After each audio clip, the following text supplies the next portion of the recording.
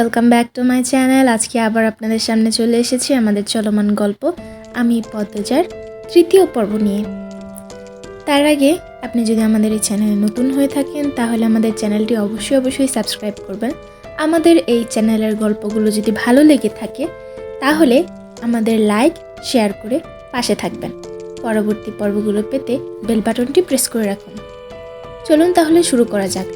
গল্পের নাম আমি পদ্মজা, পর্ব 3। আপা স্কুলে যাবা না? পূর্ণা পদ্মজাকে জিজ্ঞেস করলো। যাব। তাড়াতাড়ি করো। তাড়া দিয়ে পূর্ণা বাড়িতে ঢুকলো। পদ্মজা বাড়ির পিছনে নদীর ঘাটে উদাসীন হয়ে বসে আছে। এই নদীর নাম মাদিনী। গ্রীষ্মকাল বিদায়ের পর 3 সপ্তাহ হয়ে গেল। এখন বর্ষাকাল। মাদিনীর জল কানায় কানায় ভরে উঠেছে। সে যেন স্রোতস্বিনী। ঘোলা জলের একটানা স্রোত বয়ে যায় সাগরের দিকে। উজান থেকে ভেসে আসছে ঘন সবুজ কচুরিপানা। পদ্মজার এই দৃশ্য দেখতে বেশ লাগছে। নিষ্পলক চোখে তাকিয়ে আছে মাদিনীর স্বচ্ছ জলের দিকে। মাদিনীর বুকের উপর দিয়ে একটা লঞ্চ যাচ্ছে। লঞ্চ দেখে 1 মাস আগের ঘটনা মনে পড়ল তার। সেদিন রাতে হেমলতা ছুরি ধার দিয়ে রুমে ঢুকে গেলেন। পদ্মজার কাঁপা কাঁপা পায়ে রুমে ঢুকে বিছানায় শুয়ে পড়ে। কিছুক্ষণের মধ্যেই ঘুমিয়ে পড়ে। এরপর দিন স্কুল থেকে বাড়ি ফিরে নামাজ পড়ে খেতে বসলো। তখন হিমেল হন্তদন্ত হয়ে বাড়িতে ঢুকলো। হিমেল হচ্ছে হেমলতার ছোট ভাই। আপা, এই পদ্ম আপা কই? কেন মামা, কি হয়েছে?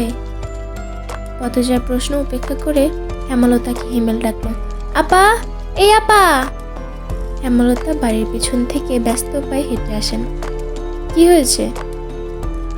হিমেল হেমলতাকে দেখে হাউমাউ করে কে দেখলো। আপা, ভাইজান খুন হইছে, রাইতে কে জানিয়ে মাইরা ফেলছে রে আপা। হিমেল কাঁদতে কাঁদতে হাঁটু ভেঙে বসে পড়ল। পদ্মজা তাৎক্ষণিক সন্দিহান চোখে মায়ের দিকে তাকালো। হেমলতাকে দেখে মনে হলো তিনি চমকেছেন, অথচ তার চমকানোর কথা ছিল না। নাকি হিমেলের সামনে অভিনয় করলেন? পূর্ণা প্রেমাকে ওদিকে আসতে দিস না পদ্ম, আমি আসছি। হেমলতা বাড়ির বাইরে মিলিয়ে যান। হিমেল পাশে থেকে খুঁড়িয়ে খুঁড়িয়ে হাঁটছে।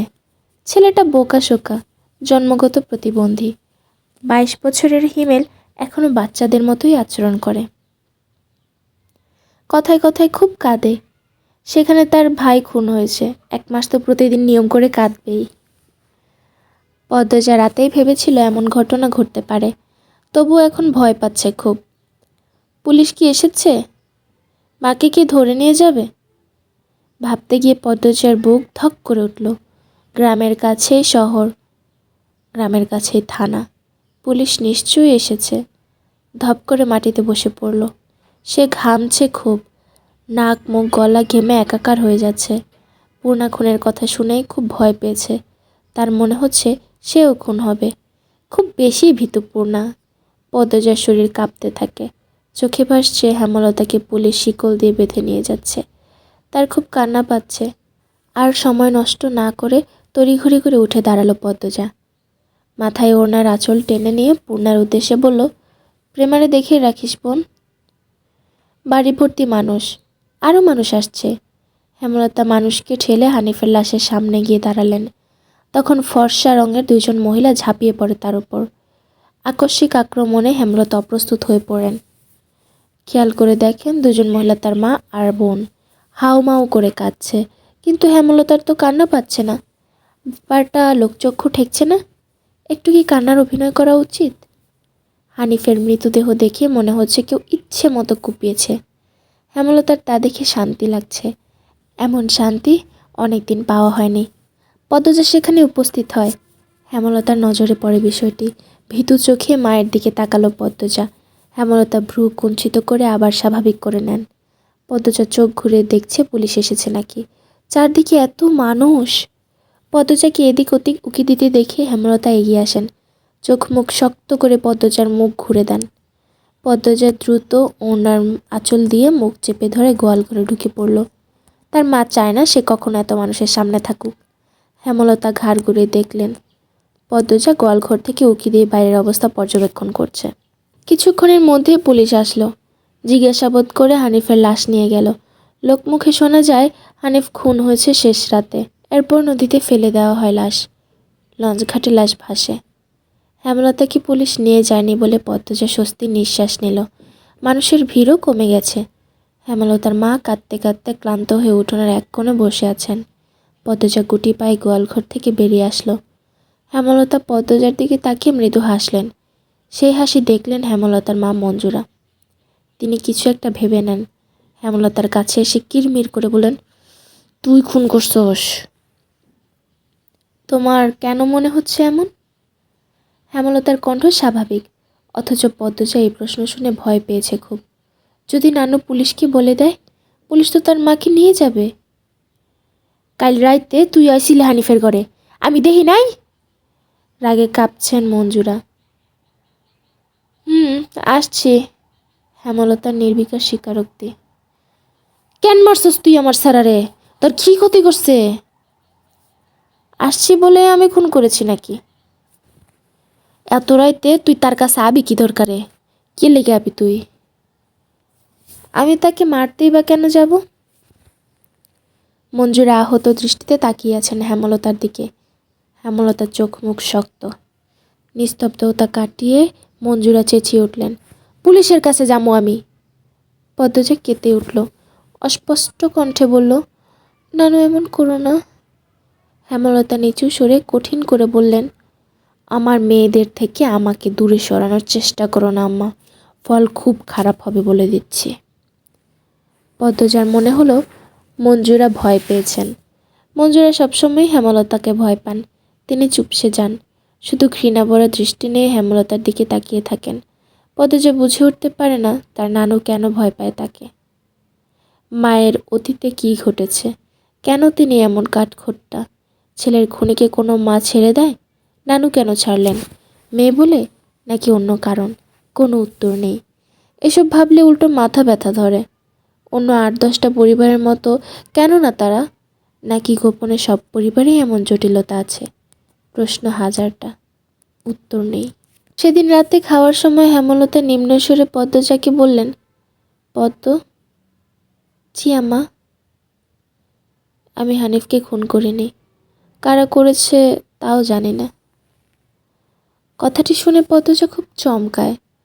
তার মা মিথ্যে তো বলে না, তাহলে কারা খুন করলো? পদ্মজা প্রশ্ন করলো, তাহলে শেষ রাতে মামার কাছে কেন গিয়েছিলাম মা? হেমলতা জবাব দেননি। খাওয়া ছেড়ে উঠে যান। পদ্মজার ভাবনার সুতো কাটল কারো পায়ের আওয়াজ শুনে। ঘাড় ঘুরিয়ে মোর্শেদকে দেখতে পেল। মোর্শেদ পদ্মজাকে ঘাটে বসে থাকতে দেখে বিরক্তিতে কপাল কুঁচকান। এই সেরি, যায় হেন থেকে। পদ্মজার খুব কান্না পায়, খুব খারাপ লাগে। নিঃশব্দে এক ফোঁটা জল গড়িয়ে পড়ে। তা আড়াল করে ব্যস্ত পায়ে বাড়ির ভেতর চলে যায়। কয়েক মাস পর পদ্মজার মেট্রিক পরীক্ষা। 3 বোন বই নিয়ে সড়কে উঠল। পদ্মজার কোমর অবধি ওড়না দিয়ে ঢাকা। পূর্ণা এক নাগারে বক বক করে যাচ্ছে। স্কুলে যাওয়া অবধি কথা বন্ধ হবে না। মাঝে মাঝে জোরে জোরে হাসছে। মেয়েটার হাসির রোগ আছে বোধহয়।